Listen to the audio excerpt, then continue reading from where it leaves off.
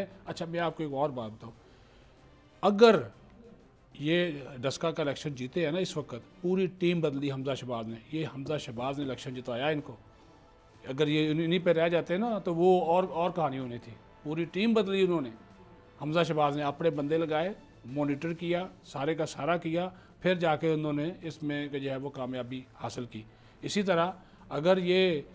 چیزیں اچھا اب یہ بات بتائیں، آپ کی فیلنگ کیا ہے کہ مریم نواز صاحبہ، ان کی تو ایک خواہش ہے کہ وہ ملک سے باہر چلے جائیں، ان کے والد صاحب کی بھی یہ خواہش ہے، انہوں نے خود بھی کہا تھا کہ میں اپنا علاج کروانا چاہتی ہوں، اور پھر اب یہ تو نہیں ہو سکتا کہ مریم بھی ادھر ہوں، شہباز بھی ادھر ہوں، حمزہ بھی ادھر ہوں، شہباز اور حمزہ لیڈ کر رہے ہیں اور مریم گھر بیٹھی رہیں، یہ تو نہیں ہو سکتا. تو ان کے لیے تو عافیت اسی میں ہے کہ بیمار ہیں یا نہیں ہیں وہ یہاں سے باہر چلی جائیں گی. جو اندر بیٹھے ہوئے تھے ان کے باہر آنے کا وقت ہو گیا، اور جو باہر ہیں وہ اندر جا باہر سکتے ہیں وہ یا تو اندر جائیں گے اچھا اس کا یا مطلب پھر یہ ہے پرواز کہ کریں گے. اس کا مطلب یہ ہے کہ مریم صاحبہ اگر پرواز نہیں کریں گی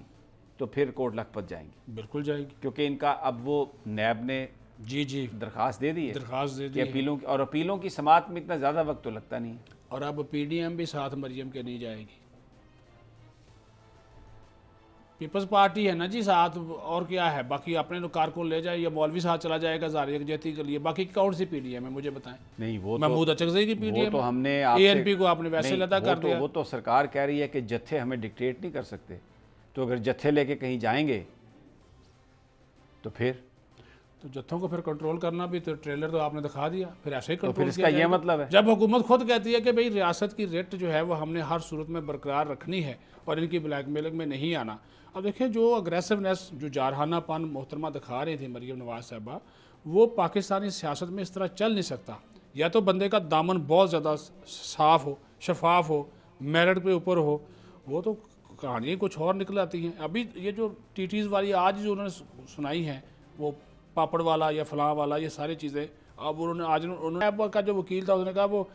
پی سی ایم سیکریٹریٹ میں ایسے لوگ تعینات تھے جن کے نام پہ پیسے آتے تھے، اور ہارون یوسف جو ان کا بندہ تھا، یوسف ہارون،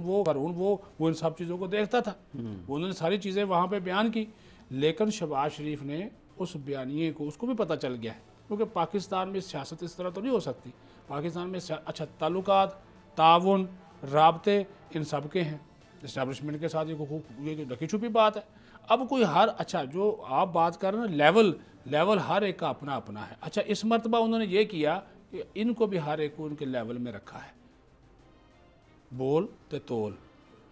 یہ والا حساب جو ہے نا وہ یہ کر رہے ہیں. اور یہ آنے والے دنوں میں آپ دیکھیے گا، میں نے وہی تو بات کر رہا ہوں، آپ نے ایک بھی ایسا کوئی سٹیٹمنٹ دیکھا ہو سوائے ڈسکا کے الیکشن کے جو حمزہ شہباز نے دیا ہو اپنی رہائی کے بعد،